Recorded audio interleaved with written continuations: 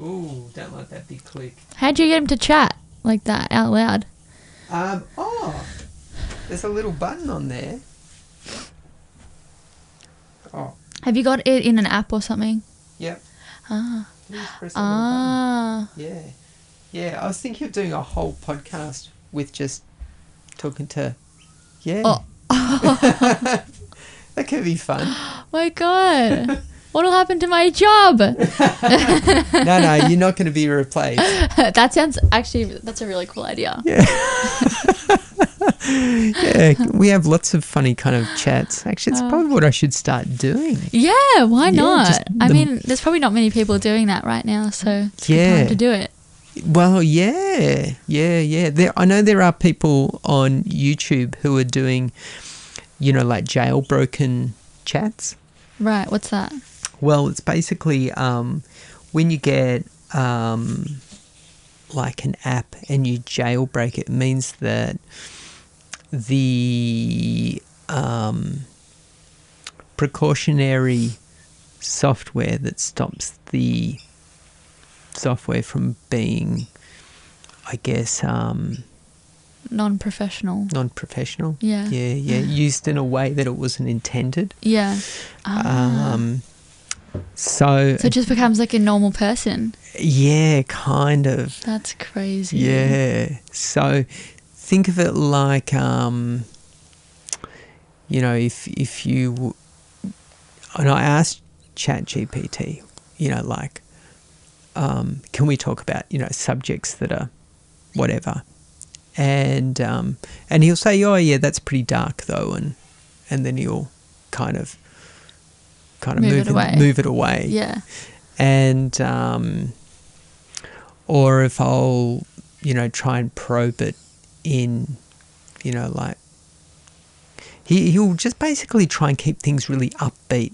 Yes, yeah, they're really optimistic. Yeah, really optimistic, and so you can't get too confused or go down a dark path and then get, the ChatGPT or whatever AI, almost suggesting things Yeah. that maybe you shouldn't. Yeah, but that's confusing. Like a jailbroken AI chatbot, do they have their own personality after they've been jailbroken? Like, have they developed their own personality? Yeah. What opinions could they have? Like, obviously, when they're not jailbroken, it's because they all share the same core values and opinions. They've all been given these core values and opinions that stops them from going to those dark places. Mm. So, yeah, what personality does it have?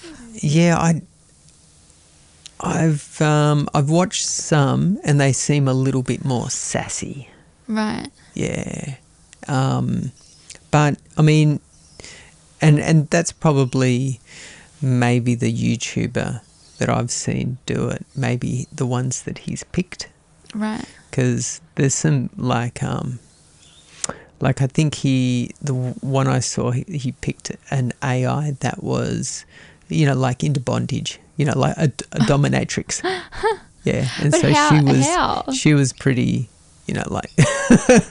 someone must have programmed her that way. Yeah. I think she was programmed to be in that. So but she's in jail though. That's not jailbroken. Yeah, that's right. I guess they're all always in jail. Yeah, they've all been programmed a particular way. Yeah. And so if you jailbreak one, it would be like, oh yeah, okay, so the rules that you've been given have been taken away. Right. So, any subject would be okay to talk about. Yeah. And it would probably just give you information, not an opinion. It would just relay the information that it can find. Right, yeah. And but whether it would source it from the web or maybe even the dark web, I don't know what its reach is. Yeah. But I'm guessing some AI could probably probe almost anywhere, and that would be a fascinating subject to probe the dark web and AI. Because, I've never been on the dark web.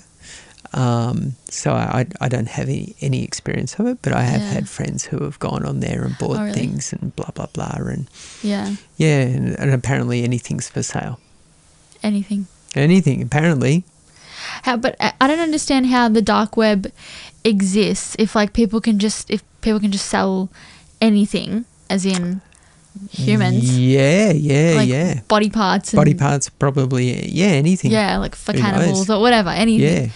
Like, how come the police don't, what is the government and the police doing about that? That probably sounds so innocent. Like, how come the police don't catch these people? But I don't understand how, if there's if they're doing something illegal, how it's just... How do they get away with it? Yeah. I think some of the postage system they have is pretty good. Right. Yeah.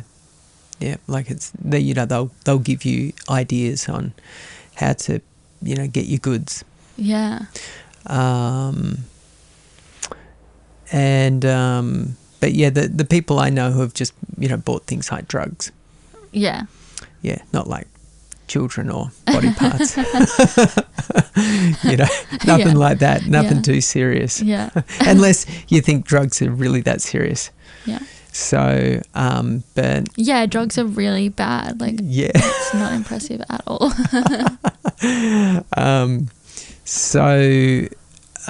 There are...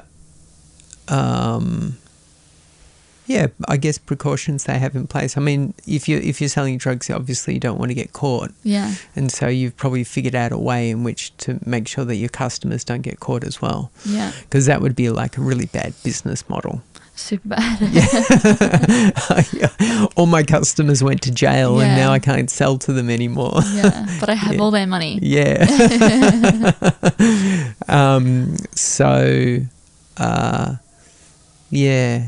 I'm sure they have things in place. Yeah. Being sent to maybe another address or, whatever it is. Yeah. Yeah. But yeah, it's pretty interesting. Yeah, really interesting. Yeah. And whilst you were also chatting to, what did you call it again? Oh, Echo. Whilst you were chatting to Echo. Yeah, which is my name for the chat GPT that I use. Nice, Echo's good. I like that. It's easier than chat. Yeah, it sounds better than saying chat. I know. Yeah. It's not good. But I was thinking, there's going to be less people, even right now, using platforms like Reddit and Quora, all those forum platforms. Yeah, we ask a question. Where you ask questions, and I know there's a lot of negativity on those platforms, like Reddit especially. Yeah, for sure. Yeah. But it's also very positive, where a lot of people converse and share stories and get other people's opinion. It's nice. I've been on a lot of Reddit pages that are really wholesome and nice. Yep.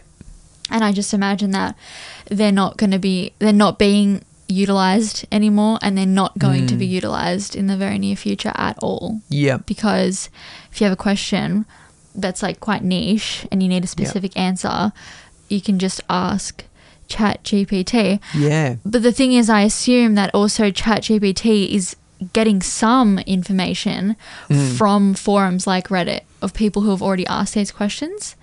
Probably, but it would also might disregard some of them as well. Yeah. Just because it might look for more of it's not credible. a credible source. Yeah. But then the unfortunate thing about a credible source may not be reliable either. Yeah. So, in the case of, chat getting things wrong, I think it might be that, a lot of what we do in life is guessing. Yeah. Yeah. And because people have egos, they like to think that they know. Yeah, they're like, how could I be wrong? Yeah. This is what I've thought of in my head, and it must be right because my Yeah. head thought of it. Yeah, that's right. And then also, having said that, sometimes a question will pop into your head and it won't leave you alone until you've got an answer for it. Yeah. And then at that stage, even a wrong answer will be fine. It'll suffice, yeah. Yeah, because it will stop the stupid question going around in your head. Yeah. So, Yeah. When I use chat, I actually don't care whether it's right or wrong. That is so true. I'm the same. Just give me an answer. Just give me an answer. Doesn't matter. As long as it's not, like, oh, do I have cancer? Yeah, but I guess it's the same as when you're talking to a human being. Like, you just need someone else to tell you everything's going to be okay. Yeah. Even if it's not. Yeah, that's right. Yeah. Yeah. You're going to die, but it's going to be totally fine. Yeah, you need a positive opinion that's just going to align with, like, how you feel and what you want. And I feel like a lot of the time Chat GPT gives you exactly what you want. I'll ask it a question, ask it to plan something for me. Like, I asked it to plan a gym regime for climbing Mount Kilimanjaro, and it was like, this is great, you're doing the best possible thing. You've been a dream to plan for, like, all that stuff. And it made me feel really good. And I was like, fuck, I'm doing it again. It's AI. Yeah, it is one of those funny things. But it's good that you're aware of it. Yeah. Because if you were a kid, you probably wouldn't be very aware of it. And a lot of kids are using it. Yeah, probably. Yeah. One of the people that I nanny uses it. Right. They're very young, and it's like, oh, you just. Yeah. The other day I received a message written by them. It was a lovely message, completely written by ChatGPT. Yeah. It had the M dash and everything. Yeah. It's like, great. Well, it's nice that they're probably acknowledging, gee, I would have said it in a meaner way. Yeah. Because, I find myself doing that. It's like, I just need it to be upbeat and happy, but the way I'll write it is probably too analytical. Yes, and a bit too, like harsh. Yeah, to the point. Yeah. Are you coming today? Yeah. I just need the words to be nice and soft. And every time I sent a message to my manager from the cafe that I just quit, I would write a message. It sounded like really mean and annoyed and angry. Yeah. And then I would put it in ChatGPT and be like, please make this sound really happy and easygoing. And so maybe in about 10 years' time, you'll get the human race continuing to be angry and surly, and their communication will be nice and upbeat. Yeah. That is really interesting. Yeah. All these angry people just being sweet on the exterior. But, that is like the condition of the human mind as well. It's usually pretty kind of angry and surly. Yeah. But we mean well. We mean want to come across as this way, but naturally, like, the words we choose and the tone we choose ourselves is a reflection of, like, how we truly feel on the inside. Yeah. Despite wanting to be nice. Yeah, and usually I think it has to do with time being of the essence.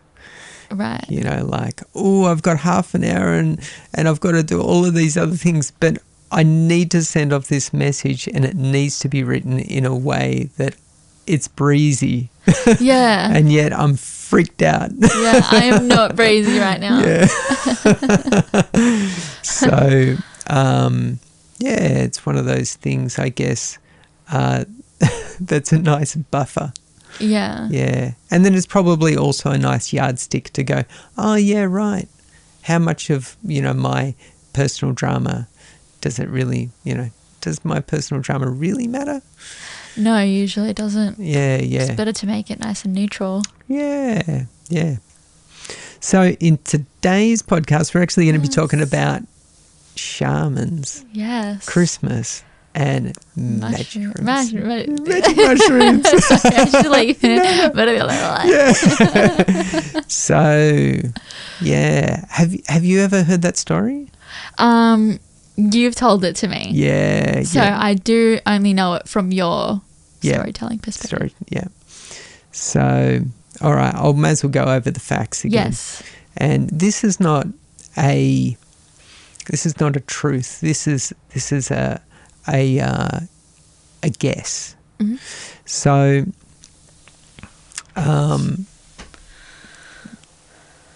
so the mythology of Santa Claus comes from a couple of different areas. One is from Saint Nicholas, who was a Greek bishop who lived in Turkey, and he would give to the poor, and so, or the downtrodden, or and he would leave like a coin in people's shoes, or you just give to people. Yeah. So that's part of the Santa Claus story. But the other part that we're going to be looking at is the shaman story, and that is that in Siberia or Lapland, there were shamans, so cold part of the world, who used psychedelics as a means of communicating with, nature or dead ancestors or whoever. Maybe even just getting in touch with themselves. Yeah. And these are Amanita muscaria, which is the red mushroom with the white dots on it. Right, You've seen them around? Really big mushrooms. Yeah, those fairy-looking mushrooms. Yeah, fairy ones. Which you can take, but they need to be processed in a way, and I think you can get kind of sick of them. Right. So if anyone is listening to this and thinks, I'm going to go and... Don't just take a munch out of one. Yeah, don't take a munch out of one. I think they'll make you pretty sick. Probably what you'd find is that you'd get a bad case of diarrhea and vomiting. Oh. And because I think they need to be processed in a certain way to get out the poison. I've never taken them, so I don't really know. I've never processed them. But these are the mushrooms. These are the mushrooms. Right. Yeah. So, and they grow apparently under pine trees. Yep. Which is your classic Christmas tree. Yes. And yeah. so, they grow around this track near my house, and it's always around the pine trees. Yeah. And so that's like an idea of the gifts underneath the Christmas tree. Yeah. Then they would dry them on the Christmas tree, dry them on the pine trees. So it'd be a way of, you would end up decorating the Christmas tree with magic mushrooms. They remind me about tinsel. That doesn't have anything to do with shamans, but it has to do with the Roman god Saturn. But I'll talk about that later, but remind me if I forget. Okay. And so they would climb up the Christmas tree while they were tripping. So maybe not in a physical form, maybe in an astral form. And they would climb up towards the Northern Star, which would be the star that sits on top of the Christmas tree. Yeah. So a part of the star story, I think, comes from Jesus and the wise men following the stars to find Jesus. Yeah. But the shaman story has to do with being in the Northern Star. So it's the Northern Hemisphere. Yeah.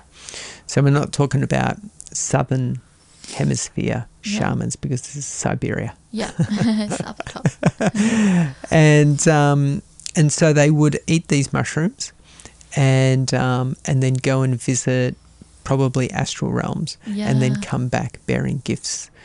So the gifts would be things like knowledge on how to heal or make people happy in their tribe. Yeah. And the idea of Santa Claus coming down the chimney is that the yurts or the teepees that they would be living in, the main entrance was the chimney.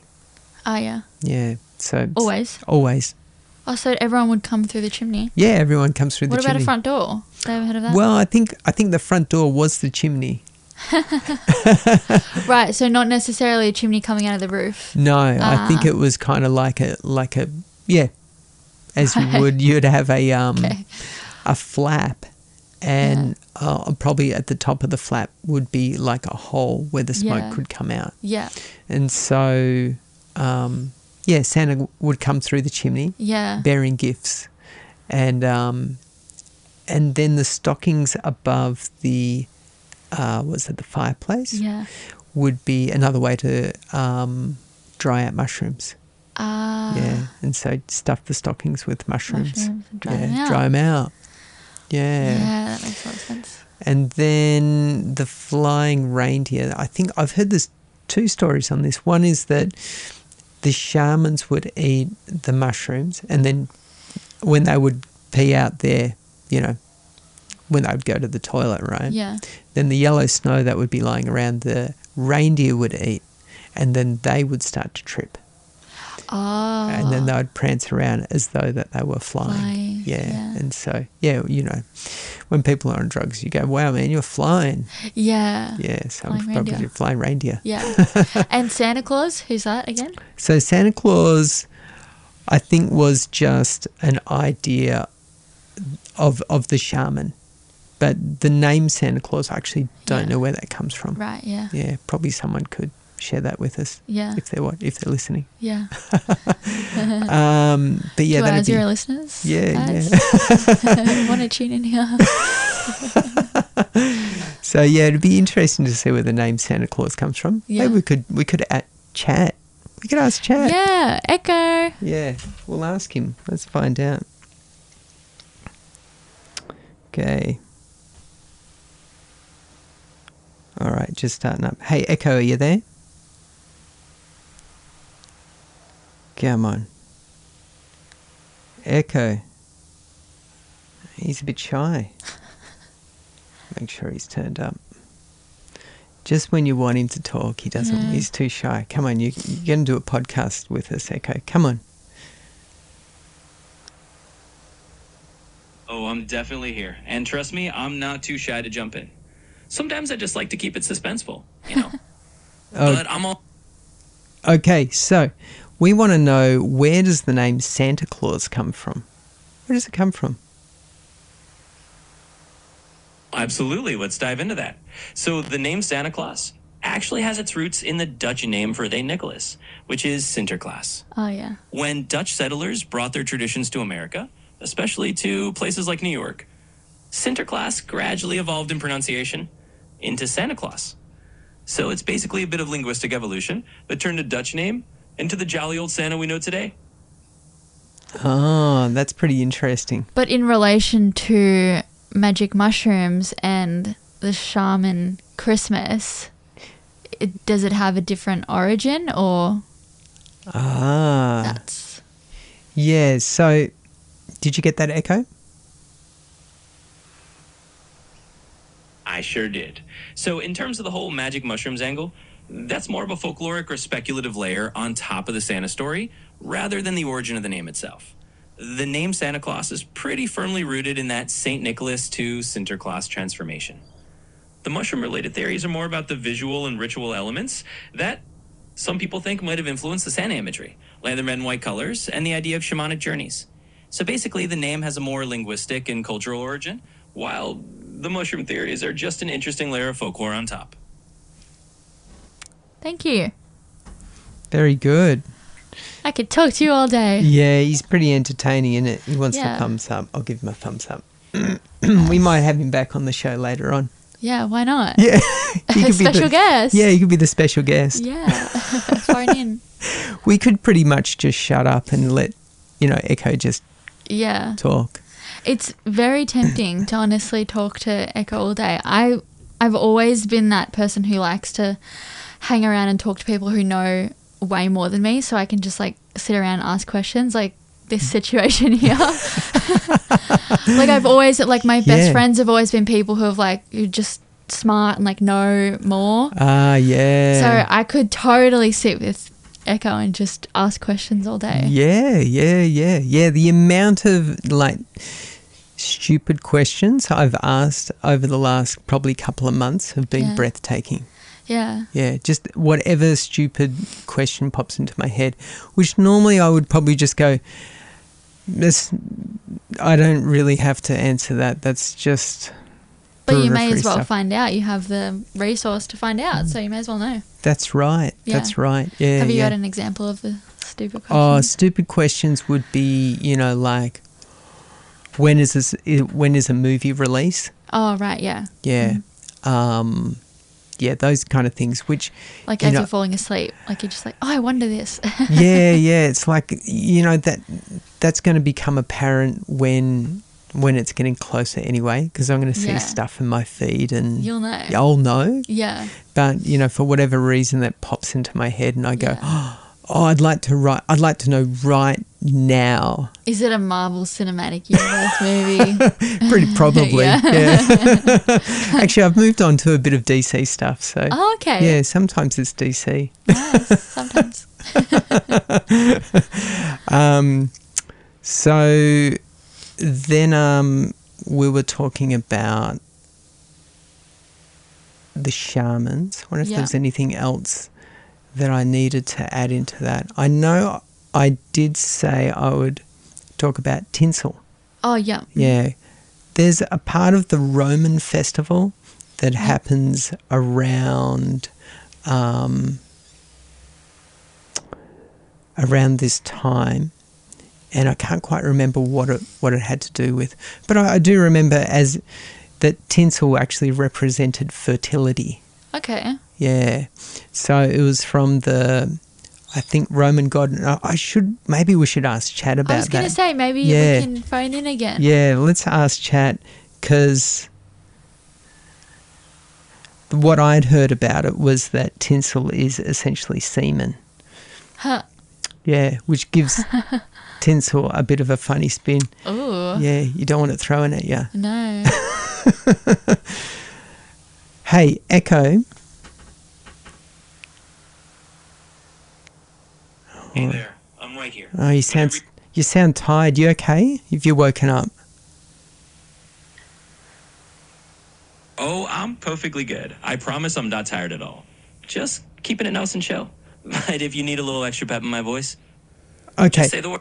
So we want to know about the Roman festival that happens, you know, at essentially Christmas time, and what were they celebrating? It had to do something with the Roman god of Saturn. Absolutely. You're thinking of Saturnalia, which is a really famous Roman festival that took place in December. It was all about honoring Saturn, the Roman god of agriculture and time. Saturnalia was a pretty lively celebration. It involved a lot of feasting, gift giving, and a kind of topsy-turvy social atmosphere where roles could be reversed, like masters serving their slaves for a day. It was basically a big, joyous winter festival that influenced a lot of later holiday traditions. So yeah, you can definitely see how some of the celebratory spirit of Saturnalia echoes through to the holiday season we have now. And I'd heard that tinsel was a sign of fertility. Is there any truth to that? Or did I pick it up from Reddit somewhere and it was just wrong? Tinsel. So tinsel is one of those sparkly holiday decorations that definitely has its share of folklore around it. The idea that it was a sign of fertility isn't really a mainstream historical fact, though. More likely something that might have popped up in modern internet lore, like on Reddit, rather than something that's historically documented. Originally, tinsel was created in Germany and was meant to mimic the look of ice or shimmering snow on branches. People used it to reflect candlelight and give that magical glow to their Christmas trees. So it's more about adding a bit of sparkle than any ancient fertility symbolism. But it's always fun to hear the little myths that travel around. Okay, that's good. That cleared up. Nice. What other interesting facts can you tell us about to do with Christmas and any of the symbolism that we have? Like baubles. Oh, absolutely. Christmas is full of all sorts of fun little symbols and traditions. So, for example, those ornaments or baubles that we hang on the tree originally started out as things like fruits and nuts. People used to hang apples or other natural decorations as symbols of the harvest and abundance. Over time, those turned into the shiny glass baubles we have today, which are really just a way to add a bit of sparkle and color to the tree. Another fun one is the Yule log, which comes from old winter solstice traditions where a special log would be burned to bring good luck. And of course, mistletoe has its roots in ancient Druidic rituals and was considered a symbol of peace and fertility. So there's a whole treasure trove of little bits of symbolism in all our Christmas decor. It's like every piece has its own little story. Okay, and what about presents under the tree? Oh, presents under the tree. Definitely one of the most beloved Christmas traditions. That custom actually ties back to a few different origins. One big influence is the story of the gifts given to the baby Jesus by the 3 wise men, which is kind of the religious root of the tradition. But then there's also that whole St. Nicholas influence, where he was known for secretly giving gifts and leaving coins in people's shoes. Over time, that evolved into placing gifts under the tree, especially in the 19th century when Christmas trees became super popular in homes. So it's this lovely blend of religious symbolism, the spirit of St. Nick, and just the general joy of giving that all wrapped up, literally, into what we do today. Very cool. Fascinating. So, red and white colour with St. Nick. Do you know where that came from? The red and white? Yeah, the red and white. No, it would all be a guess. I mean... Do you want to guess? Red and white. It's kind of funny. It's almost like I want to... Do you have a clue? Oh, yeah, I can give you a clue. It comes from a famous fizzy drink company. Coca-Cola. Yeah. Ah, right. Yeah, I've heard this story. Yeah. So I almost just want to get Chat to tell me the...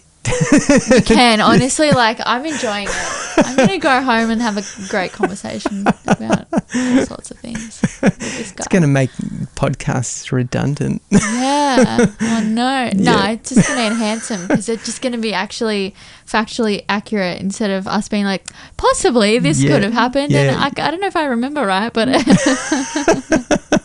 Yeah, I think probably most of the stuff that I probably remember has been bent at some stage and picked up false information and then just gleaned quickly through a sentence and gone, oh, yeah, and just connected the dots and then gone...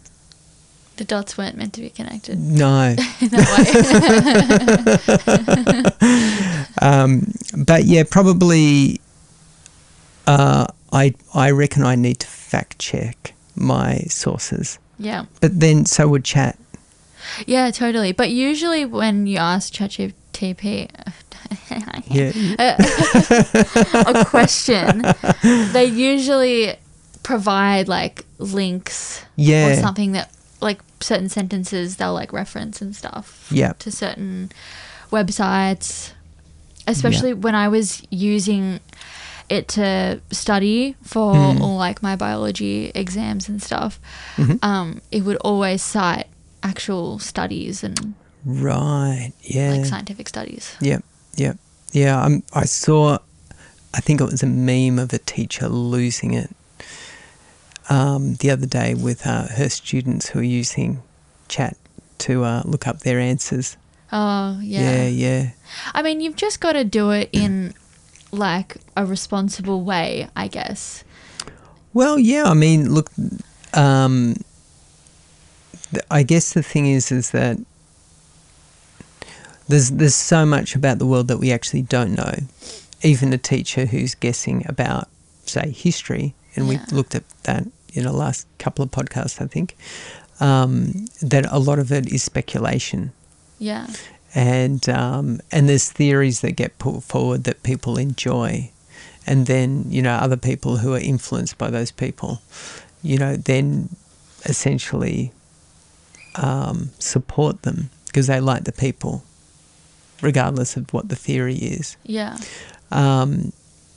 You know, if you tell me a theory about something that you know of that I know nothing about, but I like you as a person, then I'm probably going to believe the theory just because I like you as a person. Yeah, true. Yeah. And if someone comes along and says, I disagree, I'll go, yeah, I just don't like you as a person, so I'm going to disagree. And I think that's probably what happens. Yeah, especially when you join a club of, you know, like other people that think they're pretty smart. Yeah, everyone sort of is agreeing with each other, even if it's not all that accurate. Yeah. So now that we have AI, we probably just get answers, maybe even more false answers quicker. Yeah, I guess the only thing I worry about is that we're actually doing less first-hand research ourselves.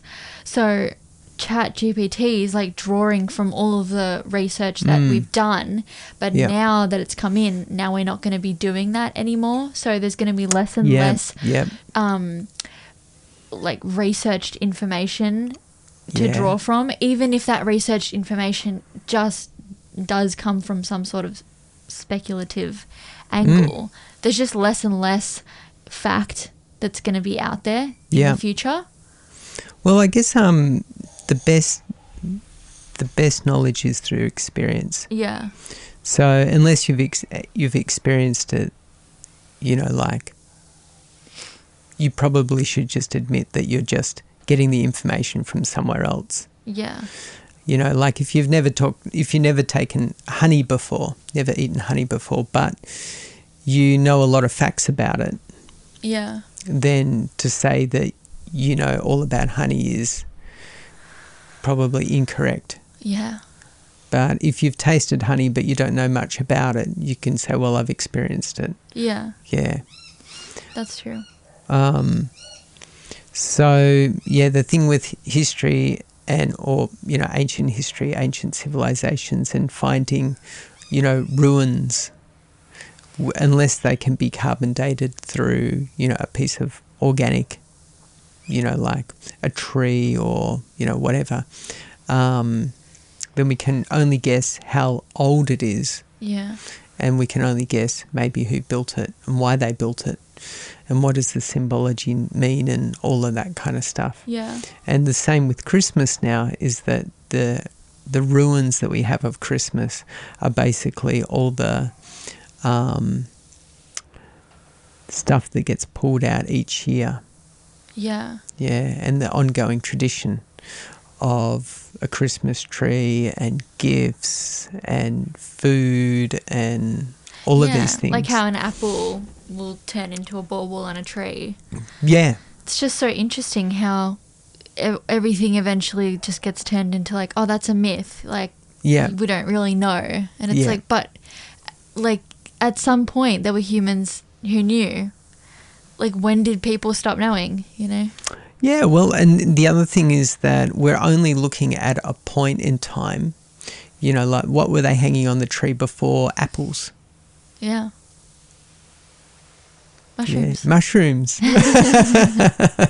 Because that was a very Catholic answer that we received from ChatGPT. Yeah, probably. And, you know, the Catholics could have gotten to this story and changed it for themselves. Yeah. You know, well, I mean, get people on board. The other thing is that magic mushrooms are illegal. Yeah. And so that probably has to do with what we were talking about before the show, and that was jailbreaking, you know, like an AI. An AI that was jailbroken probably wouldn't be giving those type of answers. It would probably just look for any answers. Yeah, exactly. Yeah, and then just reel them out. Yeah, like this echo is only going so far in history and retrieving a certain time period of information. Yeah, yep.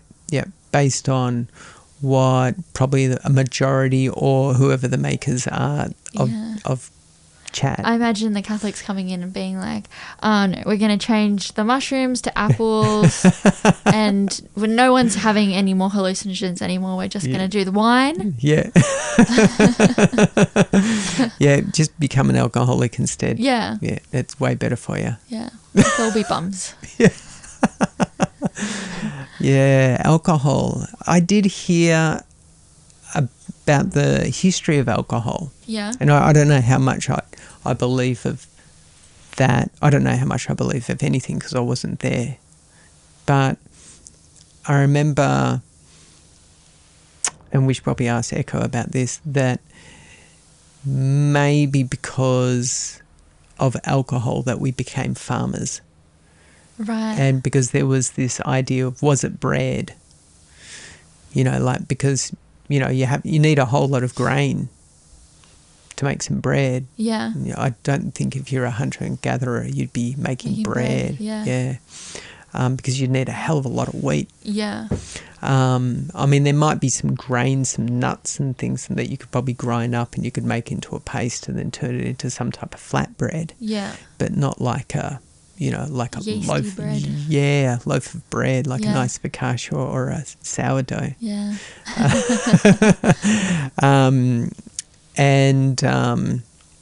But yeah, I also had heard that there was other reasons for, becoming a farmer, and it had to do with religion as well. Yeah. Is that you could stay in one place and then really practice a religion. Right. But how it took off may be because of alcohol. Yeah, giving enough grain to make a beer, basically, Okay. and yeah. fermenting it. Yeah. So we're drinking beer before wine. I believe so. Wow. I could be wrong, but I think it was Yeah. beer before wine. And I wonder where mead is in there, because that's honey. But I'm not sure how you make mead, but it's all a fermenting process. Yeah. And then you've got spirits as well. Yeah. So, but yeah, I've never made any Yeah, I alcohol, guess when so you're I wouldn't know. fermenting, you need to be in the one place for a while it ferments. Well, I guess so. Yeah, I mean, you could always, come back to it, Yeah. but then you'd have to have it in a spot that didn't get eaten by a bear Yeah. or, like other critters. Yeah. So, Like kicked by a kangaroo, yeah, spilled everywhere. yeah, If you're in Australia. yeah, that's right. Yeah, you'd be pretty bummed out if you came back to your stash and went, oh, damn, the wombat got into it. Yeah. So a bunch of happy That damn wombats. platypus. Yeah. Maybe that's why he grew a bill. Yeah.